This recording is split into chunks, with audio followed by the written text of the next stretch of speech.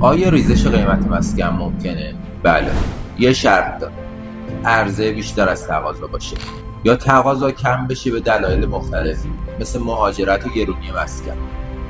و این مورد برای اولین بار بعد از جنگ 12 روزه در تهران و ساوه رخ داد.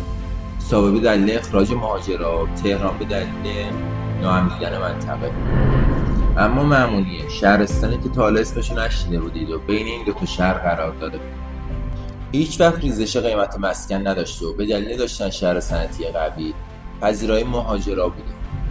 هیچ وقت عرضه نتونسته از تقاضا جلو بزنه، حتی جنگ باعث افزایش قیمت‌ها شد.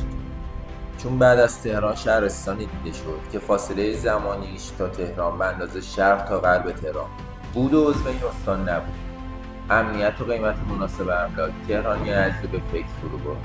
برای امنیت خانواده باید جایی سرمایه گذاری بکنن که 24 ساعت تو ترافیک نباشن که با تمام این شرایط و افزایش قیمت‌های روز افزون در شهرستان مامونیه امروز نوع 8404 قیمت واحد مسکونی به متری 30 میلیون رسیده.